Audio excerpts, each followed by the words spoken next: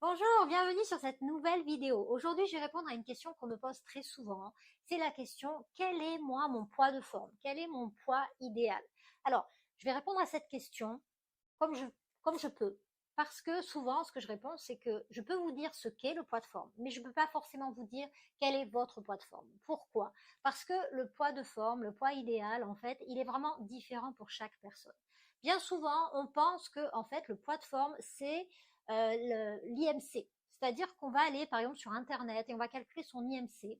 L'IMC qui est l'indice de masse corporelle et qui est en fait une échelle qui va de la maigreur à l'obésité sévère, donc la maigreur, la zone normale, la zone de surpoids, la zone d'obésité, la zone d'obésité sévère. Et là, qu'est-ce qu'on se dit? On se dit, bah, si moi je suis pile au milieu de la normale, c'est-à-dire 22 au niveau de l'IMC, alors à ce moment-là, par rapport à ma taille, ce sera en fait mon poids idéal. Et c'est faux, absolument faux, pas du tout, du tout, du tout. L'IMC, déjà à la base, il a été fait en fait par rapport à des critères de santé. C'est-à-dire que effectivement, au niveau de l'IMC, à partir du moment où vous dépassez la zone de surpoids, sauf si vous êtes bien sûr un sportif de haut niveau avec une très forte masse musculaire par exemple, mais si ce n'est pas le cas, à partir du moment effectivement où vous êtes dans le surpoids, alors ça nous indique qu'il commence à y avoir des risques pour votre santé et qu'effectivement, plus vous vous rapprochez en fait de l'obésité et encore plus de la zone rouge d'obésité sévère, que les risques sont bien sûr bien plus importants au niveau cardiovasculaire, etc.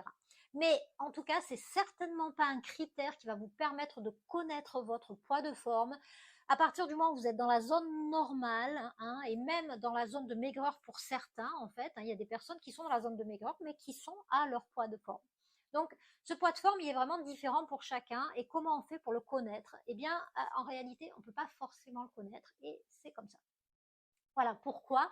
Parce que le poids de forme, c'est en fait un poids qui a été génétiquement programmé pour chacun d'entre nous et qui est différent pour chacun d'entre nous et qui est en fait le poids que l'on est censé atteindre lorsque l'on arrive à l'âge adulte. C'est-à-dire qu'arrivé à l'âge adulte, vous avez une taille d'adulte et un poids qui va avec. Voilà. Et ce poids n'est pas un poids de surpoids. Hein. Dans la nature, il n'y a pas d'animaux en surpoids. Les seuls animaux en surpoids sont des animaux qu'on a domestiques et à qui on a donné de l'amour par la nourriture et où là, les choses se sont déréglées et qui ont pris du poids. Et c'est la même chose pour nous. C'est-à-dire que si tout au long de votre croissance, votre enfance, votre adolescence, en fait, vous avez eu un poids qui a évolué normalement, de la même manière, en parallèle à votre taille, et vous êtes arrivé à l'âge adulte avec votre taille et le poids qui allait avec, c'est votre taille d'adulte et votre poids de forme d'adulte que vous êtes censé maintenir à peu près tout au long de votre vie à 2 kilos près, on va dire. Voilà.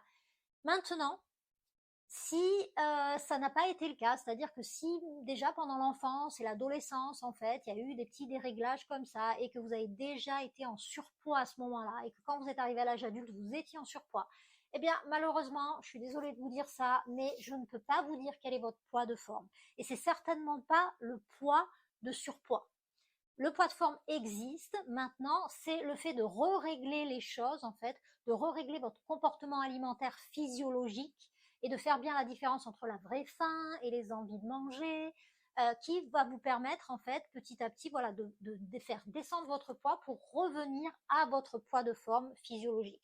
En fait, votre cerveau et votre organisme sont câblés directement, en fait, avec le poids de forme et le nombre de cellules graisseuses et ce poids de forme va rester le même normalement. Je dis normalement, je vais vous expliquer pourquoi après. Donc ça veut dire qu'à partir du moment en fait où vous êtes vraiment à l'écoute de vos sensations alimentaires de faim et de rassasiement et que vous avez mis de côté les envies de manger qui étaient plus en fait des envies de manger émotionnelles, pas du tout physiologiques, quand vous fonctionnez vraiment d'une manière physiologique avec vos vraies sensations alimentaires, votre poids va commencer à descendre jusqu'à revenir à votre poids de forme.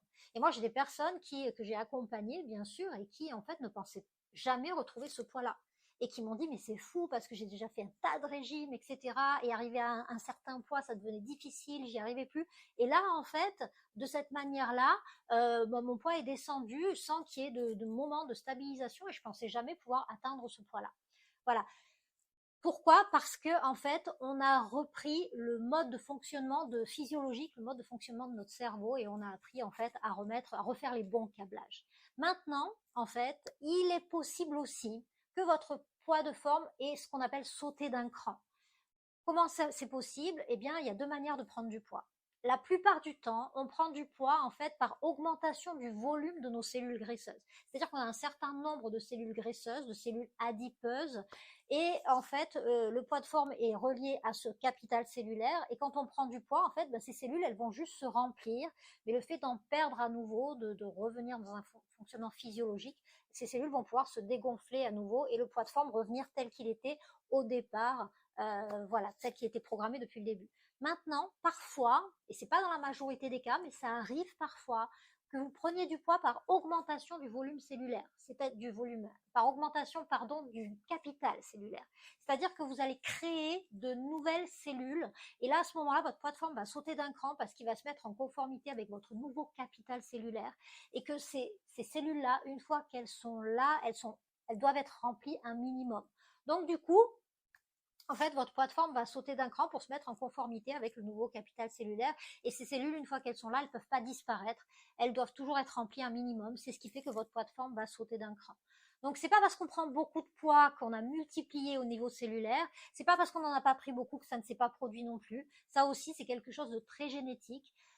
C'est pas ce qui arrive dans la majorité des cas, pas du tout. Hein. Vous avez beaucoup de chances de retrouver en fait vraiment votre poids de forme, mais parfois, voilà, à un certain seuil, on voit qu'on descend pas en dessous. C'est possible.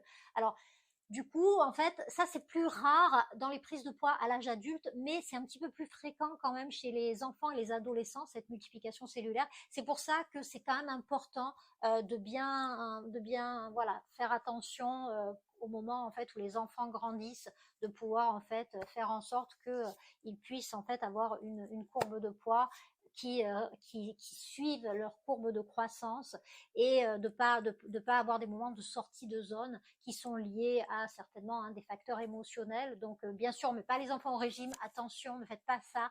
Mais par contre, ça va toujours être intéressant d'aller voir ce qui se passe et de pouvoir en fait rétablir les choses un petit peu. Voilà, voilà pour le poids de forme. Donc, arrêtez d'aller sur Internet et de calculer votre poids de forme avec votre IMC pour vous focaliser sur un poids qui n'est certainement absolument pas le vôtre. Voilà, je vous remercie pour votre attention et je vous dis à très bientôt pour une prochaine vidéo, la réponse à une prochaine question, la semaine prochaine. Donc, abonnez-vous à la chaîne et chaque semaine, en fait, vous allez avoir une nouvelle réponse à une nouvelle question qui m'est souvent posée, en fait, avec les personnes que j'accompagne dans mon cabinet. Voilà, je vous remercie, à très bientôt.